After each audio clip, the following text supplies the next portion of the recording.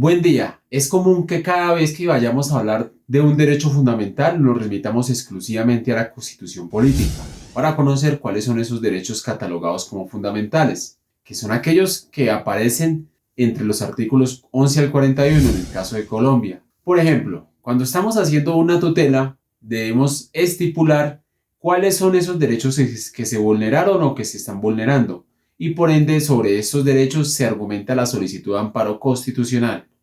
Por tanto, es importante tener claro la diferencia entre estos derechos nominados e innominados. Y los derechos innominados son aquellos que no están positivizados o escritos en una constitución o ley superior.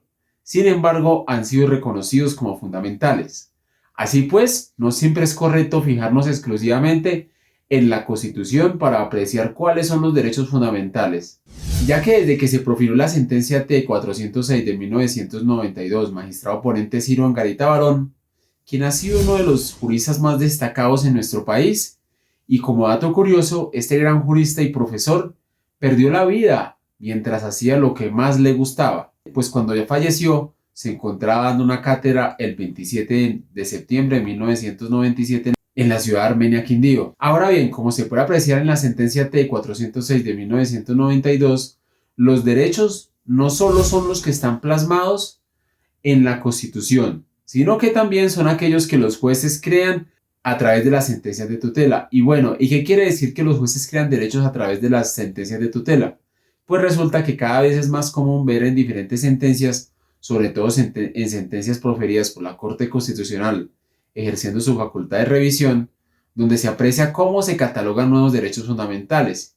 Y esto es porque cualquier derecho, por mínimo que parezca, puede ser fundamental, no solo por el hecho de conexidad, sino porque si no se garantiza este derecho puede afectar otros derechos como el mismo derecho a la vida, a la libertad.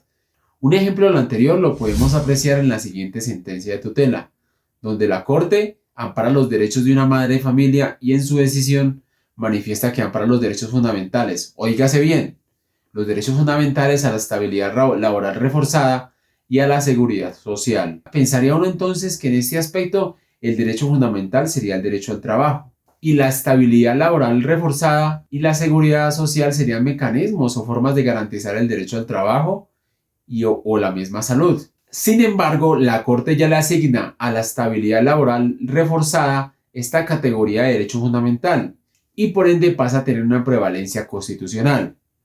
Por esta razón, entonces, no podemos hablar de la estabilidad laboral reforzada como exigencia o garantía laboral, sino como un derecho fundamental. Lo anterior pasa a diario con las diferentes sentencias que son generadas por la Corte Constitucional y en las cuales la Corte a menudo crea nuevos derechos, como acabamos de ver. Entonces, la invitación no es solo a que nos centremos en la Constitución, sino también en la jurisprudencia, que según la misma Constitución, artículo 230, es fuente auxiliar de derecho.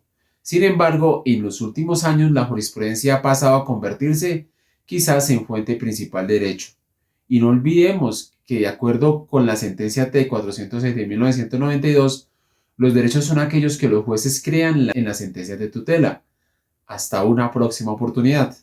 Muchas gracias por haber visto este video, espero se suscriban y por favor compártanlo, eso me ayuda a crecer el canal. Muchas gracias.